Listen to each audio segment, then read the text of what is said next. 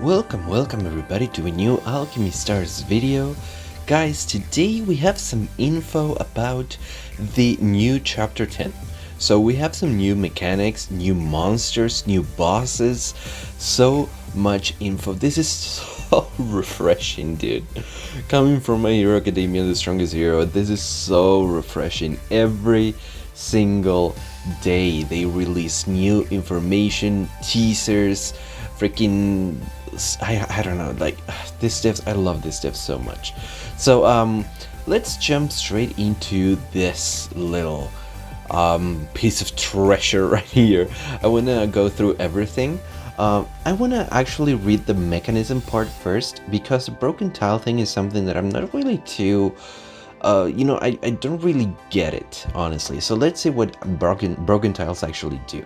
So when Aurorians pass through broken tiles, Aurorians of the corresponding elements will still enter battle and attack, increasing your combo counter, but your chain combo counter and tile damage multiplier will not be increased, i.e. damage stacks on and chain combo casts will still be affected.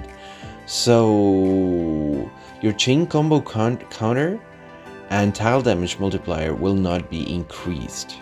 Chain combo counter, does that mean that if I grab like I don't know, if I have like a character with a 2 chain combo, like Schwartz for example, and I grab one non-broken tile and one broken tile, does that mean that the chain combo won't go off? I should really test that on the event that we have right now. Honestly, I should really just hop onto the story on Letters from the Sky and just test that, because yeah, like the whole shtick of the broken tiles, I'm not too sure how it works. Like, I know some monsters interact with it, but we're gonna see in a second that there are bosses now that don't seem to have any monsters alongside them that do use broken tiles. So yeah, anyways, we have Curse too. This is a completely new mechanic. I don't think this was in the Letters from the Sky story event. When a curse is applied, Aurorians in your team with the same primary element as the monster applying the curse will not be able to use active skill, be promoted to captain, or enter the battle to attack. Curses last for a specified period and can be stacked.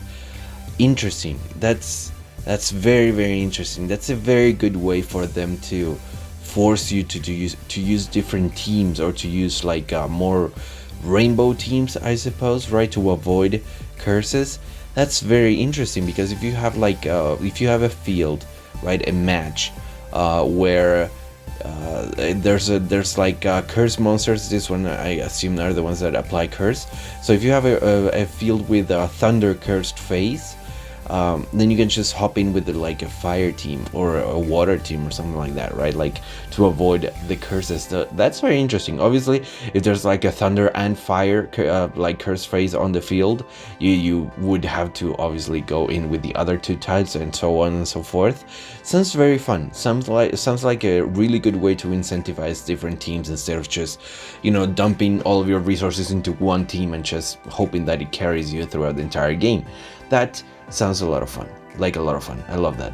So going on through to the monsters. So we have some new bosses here. We have White Schumer.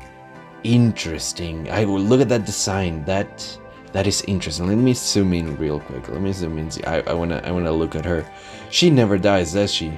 She absolutely never dies. I saw someone like comparing her to a cockroach, and I totally agree. She just doesn't die, dude. She doesn't freaking die. What the hell? It's kind of, honestly, it's kind of lame how she has been able to kill the navigator like a million trillion times and she doesn't kill him, and we've been able to kill her like a million times and we don't kill her either. It's like, why are we prolonging this for no reason? Like, oh my god. But yeah, okay, so this looks like yeah, like Forsaken is doing some stuff, is what it looks like. Oh, by the way, look forward to lore videos coming out this week. I'm gonna start making some lore videos because I really want to get into it. I think it's gonna be a lot of fun. They're gonna be scripted, so I'm not gonna be umming so much. I'm not gonna be stuttering so much, because I'm gonna script them to make them pretty. But going back to the topic at hand, we have Doom's Call. Badass name right away. Mutated Warmonger Eclipsite. Warmonger is the one with the pebbles, right? I'm pretty sure, right? Mutated Warmonger Eclipse possesses increased combat power and the special ability to erode Lumina. Doomskull's skill deals damage and stuns in a 12-tile range around itself, breaking the 12 tiles around it and 4 tiles beneath it to create a total of 16 broken tiles. So this is a 4-star monster. So yeah, I'm pretty sure it's a Pebbles guy, right? After Aurorians pass through broken tiles, these tiles will be reset to normal tiles. Tiles can be reset using various skills, such as those possessed by Raphael and Uriel. Tile converting skills, such as those possessed by Icy and Klecken, can change the color of broken tiles but cannot remove broken tile effects. Okay, we knew all that, so cool. So yeah, it looks like a variation of the Pebbles guy, except this one is just gonna break tiles, apparently. Pretty cool. I love the design. It's just she's becoming more and more twisted. I love that. So boredom, Shatterblast, boredom. I can't pronounce that word. Another of Forsaken's new toys. In contrast to the previous boredom, it possesses a terrifying ability that can erode Lumina on top of its great power. What does it mean that they can erode Lumina? Is it just flavor text on top of its great power? Should never be taken lightly. At the start of the battle, turns all tiles on the battlefield into broken tiles. All tiles on the battlefield. Holy crap. Normal attacks inflict a knockback effect. AoE attacks cause a knockback effect whether they hit targets or not. Possesses the ability to counterattack, randomly turning 2 tiles on the board into broken tiles whenever Aurorians use active skills. So, you know who I'm going to be using a lot during chapter 10? Naroxel. A lot of people were saying, oh, she's so niche. Well, she found her niche. She found her place. Then we have Cursed Fae, a new type of Eclipsite found in the Secret Territory. They are said to be spawned from the resentful feeling of an ancient race that the Eclipsite exterminated, blah blah blah. This is the only way to explain the source of the powerful cursing ability, Advanced Master, blah blah blah.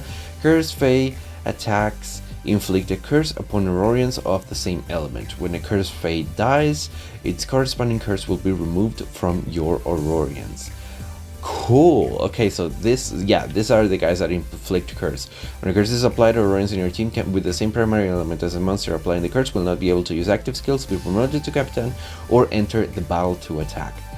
Pretty cool. I really like that. Like I said, it incentivizes. It looks like this is just going to be a Secret Territory exclusive monster for now, which is cool. Honestly, again, like, it's cool that they incentivize you to use different teams, especially in Secret Territory, where I just hop in with my Thunder team and just roll over everything and just don't even care. Then we have Schumer's monsters. Look very freaky. They look very, very freaky. A monster that appears alongside White Schumer. Oh, okay, so this is gonna be sort of like that tentacle guy thing, right? You guys know who I'm talking about. The boss from Doomfire Strike. A monster that appears along. It can curse Aurorians and curse Aurorians. Okay, so it has curse and absorb Aurorian abilities, which I presume this probably means that it increases cooldowns. Probably reducing their effectiveness in battle. So yeah, it probably just reduces increases cooldowns, right? Very annoying. I hate that mechanic. I'm stuck in Thunderspire 80. I just can't get past it.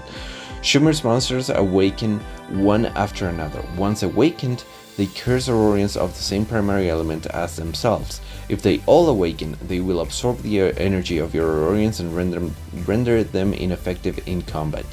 Aurora Time can purify and reset the status of all of Schumer's monsters. Wow, that sounds hard. That actually sounds hard. If they actually put them in Spire or something, that's not gonna be an easy fight at all. That sounds very difficult. I wonder how the whole Awaken thing actually works. Like, it's probably just turn-based, but still. White Schumer. So, after the seeds inside Schumer's body achieve... that sounds so wrong. Achieve parasitic growth. Oh my god, that sounds even worse. Parasitic growth, her form becomes completely different, having absorbed huge amounts of energy. Even her appearance changes subtly. Well, it's not very subtle, in my opinion, but okay.